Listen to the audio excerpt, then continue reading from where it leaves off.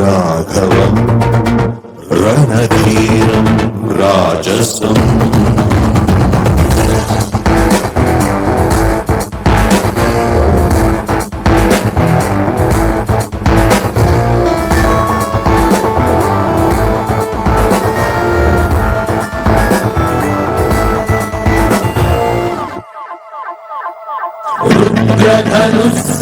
సమాన స్వధనుష్ఠంగార భయం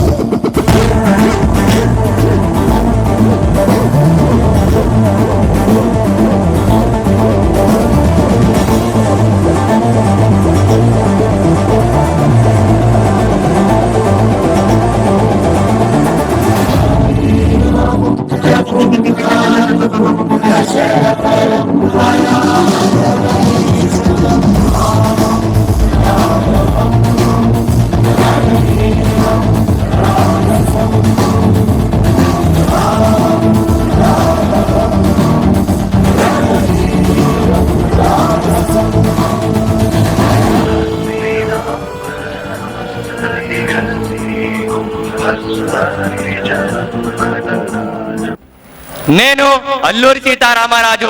నేను రాజును కాదు, నాయకుణ్ణి కాదు. నేను అన్యాయాన్ని చూస్తే మౌనంగా ఉండలేని ఒక సాధారణ భారతీయుణ్ణి.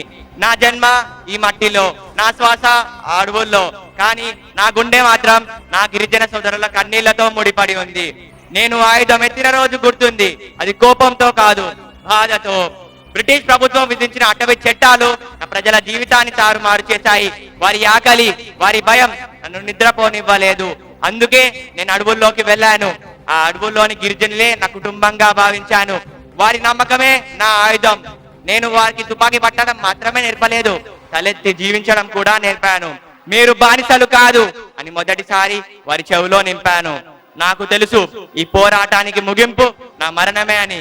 కానీ భయం నాకు శత్రువు కాదు, బానిసత్వమే నా శత్రువు.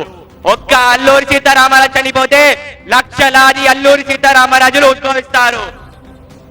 1924లో నా శరీరానికి కాల్చారు, గాయపరిచారు, అంతం చేశారు. కానీ నా ఆలోచనలు, ఆశయాన్ని కాల్చలేకపోయారు. నేను చనిపోయాను అనుకుంటే మీరు తప్పు. నేను మీ ధైర్యంలో, దేశభక్తిలో, న్యాయ పోరాటంలో జీవిస్తున్నాను, జీవిస్తూనే ఉంటాను. నా ప్రియమైన విద్యార్థులారా, నేను అడవుల్లో తుపాకీ పట్టాను, మీరు పుస్తకం పట్టండి. నేను అన్యాయాన్ని ఎదిరించాను, మీరు సత్యానికి నిలబడండి. గణతంత్రం అంటే కేవలం ఒక పండుగ కాదు, మనందరి బాధ్యత. నేను నా ప్రాణాలు అర్పించాను, మీరు మీ జీవితం అర్థవంతంగా జీవించండి. అప్పుడే నా త్యాగానికి నిజమైన గౌరవం చెల్లించిన వారు అవుతారు. భయపడకండి, అమ్ముడు పోకండి, మౌనంగా ఉండకండి.